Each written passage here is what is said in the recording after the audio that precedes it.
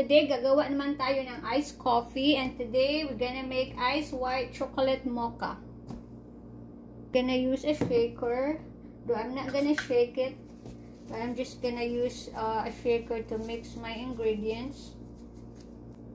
First, maglalagay tayo ng white chocolate sauce. I'm using the one from Torani. Maybe just about a tablespoon. Tatansyahin ko na lang siya, guys. Hindi ko na siya i-measure.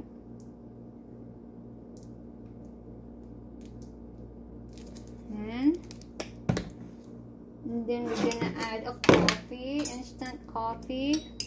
I'm using Nescafe Gold Espresso. Malapit na siya maubos. I'm gonna have to buy another one.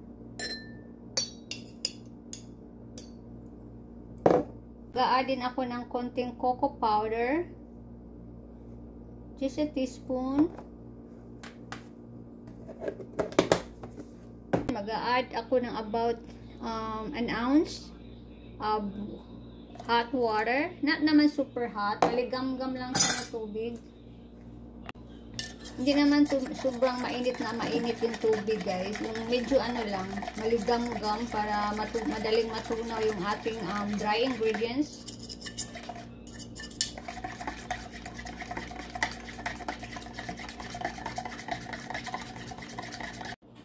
Dito sa baso, naglagay na ako ng maraming ice.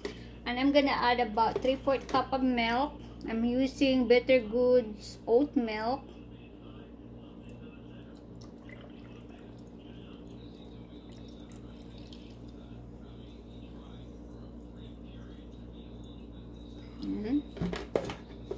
And then we're gonna add our mixture, the coffee that we make a while ago.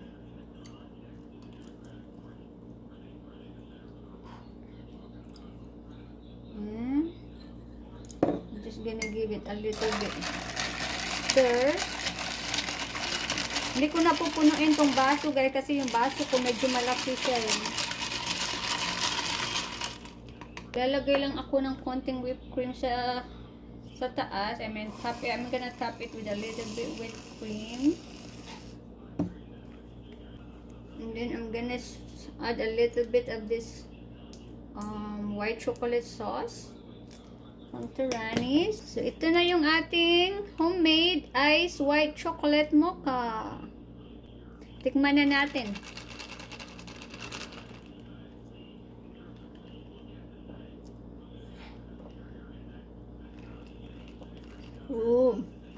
Ang sarap.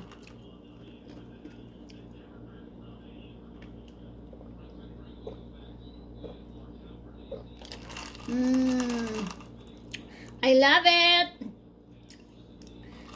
Ang sarap niya, guys. Sobrang sarap. Pwede na talaga akong gumawa ng coffee at home. I'm so proud of myself.